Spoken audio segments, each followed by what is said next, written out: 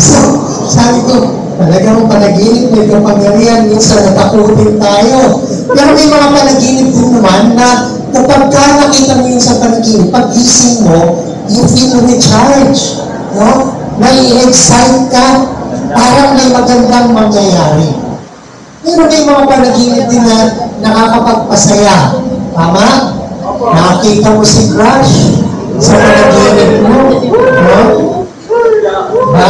Ibang usapan yun. Pagkagising mo, si crush pala, misis mo na. Tapos meron din mga panaginip na kung minsan naman, nakakalungkot. Diba? May mga panaginip ako na nagigising ako, na umiiyak ako. Kasi merong itinulog ito sa aking pagtulog. Ngayon, alam niyo ba, mga kapatid, na ayon sa pag-aaral, nag-average ang bawat isa sa atin ng 4 hanggang 6 na panaginip gabi-gabi. Average siya. Pero madalas wala na tayong natatandaan. Maliban doon sa mga very vivid na panaginip. Okay? Meron akong pagkakataon na nanaginip ako. Ang ganda-ganda. Ganda ng panaginip ko. Eh, bigla akong naiihina, nagising ako. So, umiiyak ako. Sabi ko, Lord, pwede bang ituloy mo yung panaginip ko? So, natulog ako ulit. May continuation. So, sabi ko, kasarap naman itong panaginip na ito. Kahit sa panaginip, mayroong susunod na kabanata. No? Ano pa? Now, sinasabi na ng mga eksperto na ang mga panaginip, kung pagkaminsan, kaya tayo nananaginip dahil yung nakikita natin sa panaginip, meron kinalaman sa mga bagay na nangyayari sa atin nung tayo ay gising. Yan. So, minsan meron mga unresolved issues na tayo kinakaharap nung tayo gising. At sa ating pagtulog, nadadala natin yun. So, makikita natin yun sa panaginip. Okay. Now, ayon sa mga eksperto, meron 3 bagay na pangunahing kailangan ng tao. Bear with me. Gusto ko makita nyo itong marinig nito. Una, na kailangan natin daw, bawat isa atin, yung kakayahang magpasya para sa sarili. Ang tawag dyan, autonomy. Okay? Pangalawa, yung paggustuhan natin na tayo ay maging epektibo sa buhay. Pagkagising ka, gusto mo naman yung ginagawa mo may kinalaman sa iba. Diba? May epekto sa iba. Misis ka, nagluto ka. Gusto mo naman yung iluto mo, masarapan yung ipinagluto mo. Diba? Palagay ko, motivation yun ni Adi. Ha? Sa pagluluto niya, kaya yung mga luto, noong encounter ay masarapan yung mga nagsigain. Ha? May dapat kayo magpatimbang. Okay, ano pa? So, yung pangalawa, ang tawag doon, competence. Autonomy, kakayahang magpasya. Competence, yung kagustuhan natin maging epektibo sa buhay ng isa't isa. Pero mayroong ikatlo, ang tawag dito, relatedness. Gusto natin na kumonekta sa isa't isa. 3 basic needs yan ng bawat isa. At gusto natin na natutupad yan araw-araw sa ating buhay. Ngayon, ano ang epekto niyan kapag hindi natutupad? Dinadala natin yan sa ating panaginip. Kaya kung minsan, meron tayong mga panaginip, yung inis natin yung araw na yun, wala natin sa panaginip natin. Matutulog ka na lang, naiinis ka pa. Diba? Magigising ka. Sabi mo, matutulog na lang naman, yung parinag na panaginipan ko, nakakainis naman. Kasi mga unresolved issues yan eh. So, ano yung sinasabi ko dito? Kung ay bahagi na ng buhay. Okay? Tanggapin na natin yan. Yan ay talagang bahagi ng buhay. Minsan totoo, minsan hindi. Minsan magkakatotoo. Minsan exactly the opposite. Bahagi na ng buhay. Pero, malaking tanong, ano ba sinasabi ng Biblia tungkol sa panaginip? Ano ang tinuturo sa atin ng ating mga panaginip ayon sa Biblia? Ayon sa salita ng Diyos. Now, the Bible is replete with stories about characters or people dreaming. Okay? Evidently, God uses and speaks through dreams to communicate with His people. Ang salita ng Diyos nagpapatunay na maraming tauhan ng Biblia ang kinausap ng Diyos sa pamamagitan ng panaginip. Kaya huwag mong baliwalain ng mga panaginip. Kasi sa pamamagitan ng ating mga panaginip, maaaring magsalita ang Diyos. Unahin ko na yung tauhan na pag-aaralan natin ngayon. Si Jacob, kinausap siya ng Diyos sa panaginip. Yung kanyang anak na pag-aaralan din natin sa mga susunod na araw, si Jose, ay kinausap din ng Diyos sa panaginip. Si Propeta Daniel, kinausap din ng Diyos sa panaginip. Si San Jose, na tumayong ama ni Kristo, ay kinausap din ng Diyos sa panaginip. So, paulit-ulit, nangungusap ang Diyos sa pamamagitan ng panaginip. Sa Malakias, sinabi sa atin na sa mga huling araw, young men will dream dreams. Okay? And men will see visions. So magkapatid yan eh. Panaginip at pangitain. Nangungusap ang Diyos sa pamamagitan niya. So ngayong umaga, pamagatan natin ang ating pag-aaral. Lord of the Dreams. Dalawang magat ng ating pag-aaral. No? Panginoon ng mga panaginip. Okay, basahin natin Genesis chapter 28. Starting from verse 12. Tapusin na natin hanggang verse 22. Verse 12. Well, simulan na natin sa verse 10. Verse 10, chapter 28. Jacob left Beersheba and set out for Haran. When he reached a certain place, he stopped for the night because the sun had set.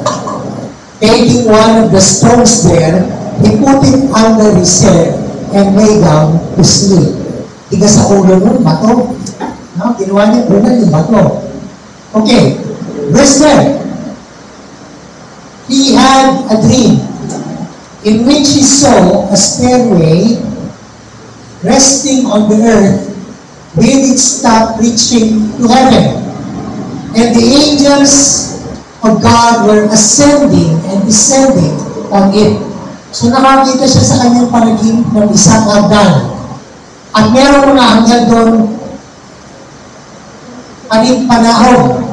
No? Akyat baba. Okay. There, above it, yung sa puno ng hagdan, stood the Lord, and He said, I am the Lord, the God of your father Abraham, and the God of Isaac, and I will give you and your descendants the land on which you are lying. Your descendants will be like the dust of the earth, and you will spread out to the west and to the east, to the north and to the south. All peoples on earth will be blessed through you and your offspring. I am with you, and I will watch over you wherever you go. I will bring you back to this land. I will not leave you until I have done what I have promised you. When Jacob awoke from his sleep, he thought, surely the Lord is in this place, and I was not aware of it. He was afraid and said, how awesome is this place! This is none other than the house of God. This is the gate of heaven. Kamangha-mangha ang lugar na ito. Ito'y walang iba kundi ang tahanan ng Diyos. Early the next morning, Jacob took the stone he had placed under his head and set it up as a pillar and poured oil on top of it. So, kinuha niya yung kanyang batong inunan. Okay? Itinimpig niya ito. Okay, maaari kayo magtaka. Bakit pa sila gumagawa nun? Mukha sila ng bato, tinitibig nila yun. Okay, ito lang po ang ibig sabihin nun. It's a memorial. It's a reminder, a visible reminder tungkol sa kanilang karanasan sa Panginoon. Okay. I have a habit. I used to give a lot of retreats. No? Ngayon naman, bibigay pa rin ako ng retreats. Now, whenever I give retreats, nagpupunta kami sa iba't ibang lugar. So, ito'y karanasan ng mga kalalakihan kahapon. Pero meron akong ginagawa. Pag napunta ako sa isang lugar, humahanap ako ng bato. Pag merong isang bato na nakaakit sa akin, kukunin ko yan. Iuuwi ko yan. At yan ay magsisilbing visible reminder na sa retreat na yun, kinausap ako ng Diyos. Sa retreat na yun, hinepo ako ng Diyos. Sa retreat na yun, kinatagpo ako ng Diyos. Ganon ang ibig sabihin, kaya kumukuha ng bato yung mga tao sa lumang tipan at itinitindig nila. It's a visible reminder. Okay? Now, tuloy natin yung pagbasa. Verse 19. We call the place Bethel, while the city used to be called Luz. Bethel means, ito ang ibig sabihin ng Bethel, house of God. House of God. Yan ang ibig sabihin ng Bethel. So, every time you encounter the word Bethel, it means house of God. Okay, tuloy natin. Verse 20. Then Jacob made a vow, saying, if God will be with me and will watch over me on this journey, I'm taking and will give me food to eat and clothes to wear, so that I return safely to my father's house. Then the Lord will be my God. And this stone that I have set up as a pillar will be God's house. And of all that you give me, I will give you again. So yan yung karanasan ni Jacob. Okay?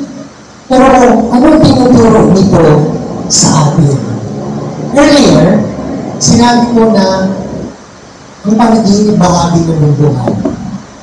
At ang panaginip, ginagamit ng Diyos. Pero this time, let's focus on God. Huwag tayong mag-focus lang sa ating mga sarili. Pinamagitan ko itong Lord of the Rings kasi higit sa ating mga panaginip, ang Diyos ay nananaginip para sa atin. Ang Diyos ay nangangarap para sa bawat isa sa atin. Sa karanasan ni Jacob, makikita natin na ang Diyos merong layunin, na ang Diyos kumikilos, na ang Diyos merong pangarap para sa buhay mo at sa buhay ko. Sa kanina, inawit natin way maker. promise keeper. Yes, indeed. Dahil nangangarap ang Diyos para sa iyo at para sa akin. So ayon sa kwento ni Jacob, ano yung pangarap ng Diyos sa atin? Titignan natin yun. Pero bago yun, tingnan natin yung kahulugan ng mga briefly ng panaginip ni Jacob. Jacob's dream and its symbolisms. Okay. Ladder. The ladder or the stairway represents open access between God and man. So yung hagdan, kung saan nakakita si Jacob ng mga angel na akyat panahon, ay nasumasagisan na bukas ang daan sa pagitan ng Diyos at ng tao. Handaan niyo to. Yung hagdan na yan ay prefigurement ni Kristo. Yung hagdan na yan ay kumakatawan sa paparating na Kristo. Bakit? Sa pamamagitan ni Kristo, binuksan niya ang karapatan para tayo ay makapag-ugnay sa Diyos at ang Diyos sa atin. Okay? Next, si Jacob. Si Jacob ay kumakatawan sa leadership, sa pangunguna, at sa katuparan ng tipan ng Diyos. Di ba kayo nagtataka, ang lumang tipan, tuwing tumutukol sa Diyos, ang sinasabi, the God of Abraham, Isaac, and Jacob. Parati yan. Parati yan. Meron akong kilalang Budisto, pag hinilingan mo manalangin, lagi ng kanyang prayer, nagsisimula siya sa ganito, O Diyos ni Abraham, ni Jacob, ang ni Isaac at ni Jacob, at saka pala niya itutuloy yung kanyang prayer. Parati yun. Parati. Bakit? Kasi si Jacob